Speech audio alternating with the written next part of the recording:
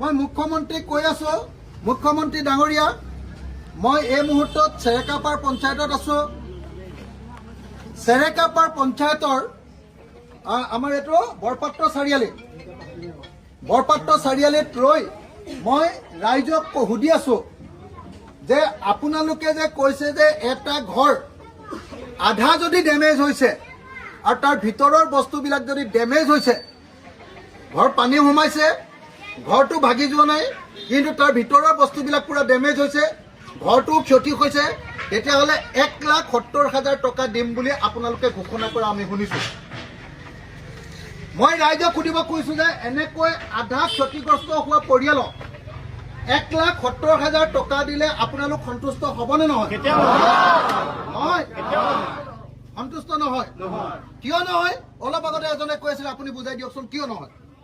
এখেতৰ ঘৰটো পকা, এখেতৰ ঘৰত মই নিজে গৈছিলো, ইমানলৈকে পানী সোমাইছিলে। আপোনাৰ কি কি লোকচান হ'ল আৰু কিমান টকা আপুনি পাব লাগে? মোৰ ফল চিলিংখিনি সম্পূৰ্ণ। আপোনাৰ নামটো কি? মোৰ নামটো মানৱজ্যোতি গগৈ। কি গাঁও? মোৰ দৈগাপা সাতকফা গাঁৱৰ 2 নং ৱাৰ্ড। মোৰ সম্পূৰ্ণ ফল চিলিংখিনি ডেমেজ হৈছে, য'ত মোৰ ঘৰত 3-4 লাখ টকা। মোৰ এটা আইফোন নষ্ট হৈছে, যিটো 80,000 টকা। মোৰ LED নষ্ট হৈছে, যিটো 40,000 টকা। মোৰ ফ্ৰিজ নষ্ট হৈছে, যিটো 30,000 হ'ব। মানে অল টোটেল মানে মোৰ ঘৰত 8-9 লাখ টকা লোকচান হৈছে। চব স্কুটি, বাইক চব। গাড়ীখন বাচিছে, গাড়ীখন তুলিছিলোঁ, কিন্তু স্কুটি, বাইক চব ডেমেজ। বাকী ফ্ল'ৰ মানে বানপানী খহাই নিছে। আপোনাৰ পিছফালৰ ডোখৰ আপোনাৰ মানে সোফা ছেটটো আপোনালোকৰ মই দেখি আছো কমপ্লিট খতম। চব খতম। সোফা এটা বেডিং চেডিং চব বনাব। বিছনা চাদৰ, আপোনালোকৰতো বিছনাখনত মই হেৰি ওলাই থকা দেখিছো এতিয়া।